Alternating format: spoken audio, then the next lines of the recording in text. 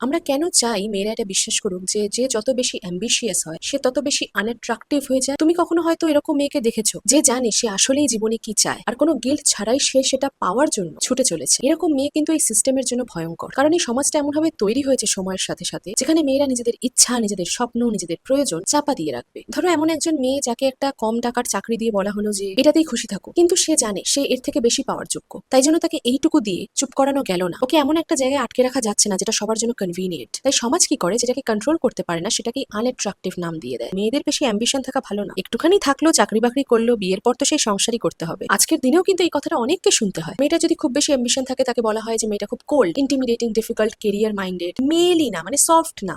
আরো একটা বাজে কথা, এমন মেয়েদের কিন্তু কেউ ভালোবাসে না। আর এসব কিন্তু চাকরি পাওয়ার পর অফিসে ঢুকলে শুরু হয় না, অনেক ছোট থেকে এগুলো শোনানো হয়। প্রথমবার যখন একটা মেয়ে লিড করতে চায় কিছু, নিজের জন্য সীমানার বাইরে কিছু ভাবতে চায়, তখন সে শুরুতেই বেশিরভাগ সময় সাপোর্ট পায় না, এবং সাপোর্ট না পেয়ে সে বুঝে যায় হয়তো আমি এটার যোগ্য নই, আমাকে একটু কম কিছু ভাবতে হবে। তাই জন্য সে নিজের অ্যাম্বিশনটা ধীরে ধীরে লুকোতে শেখে এবং পরবর্তীকালে নিজের সাকসেস নিয়ে লজ্জা পেতে শেখে। নিজেকে ছোট করে সহজ করে প্রেজেন্ট করতে চায় যাতে বাকি সবাই কমফোর্টেবল ফিল করে। কিন্তু সমাজ হয়তো একটা জিনিস কখনো বুঝতে পারেনি। আমি যত genuinely loving, caring, emotionally deep মেয়েদের দেখেছি, তাদের অনেকেই একসময় খুব অ্যাম্বিশিয়াস ছিল। তাদের নিজের ভেতরে একটা আগুন ছিল, তাদের একটা প্যাশন ছিল। অ্যাম্বিশন আর সফটনেস দুটো তো অপোজিট জিনিস নয়। অ্যাম্বিশন কোনো মেয়েকে ম্যানলি বানায় না, আর বানালেও কোনো সমস্যা নেই। যদি সব মেয়েরা এই জিনিসটা বুঝে ফেলে তাহলে ওদের আর থামানো যাবে না। পৃথিবী এই জিনিসটায় ভয় পায়।